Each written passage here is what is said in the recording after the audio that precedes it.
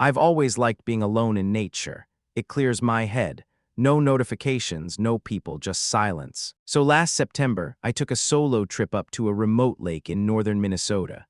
No official campsite, just a small patch of flat land beside the water, surrounded by thick forest. I parked my truck about 2 miles down the logging road and hiked in with my gear. It was peaceful at first. I set up my tent, fished a little, made dinner over the fire, and watched the sun set across the lake. The sky turned that deep purple blue and stars started blinking on. It was perfect, until it wasn't. Around 11 p.m., I was sitting by the dying fire when I noticed a light on the opposite side of the lake. At first, I assumed someone else had set up camp. But it was weird. There hadn't been any cars on the road, and the trail was so overgrown I doubted anyone else would bother coming out here. Still, the light was steady like a lantern.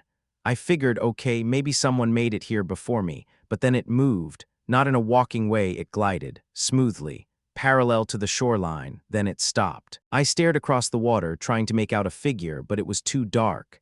The light just hovered there, then it went out.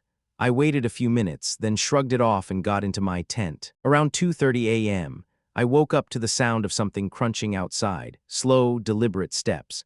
At first I thought deer, but deer don't walk in circles. The sound moved around my tent twice, then stopped directly behind my head. I held my breath. My bear spray was in my backpack, just out of reach. I didn't move. Minutes passed. Silence. Then, zip, I swear on my life, the zipper on my tent began to move just an inch. Then it stopped. I burst out of the tent screaming, holding my flashlight like a weapon, but there was no one there. No footprints, no broken twigs, nothing. The woods were still. But across the lake, that same light flickered on again, right at the waterline. Only now it looked closer. I didn't sleep the rest of the night.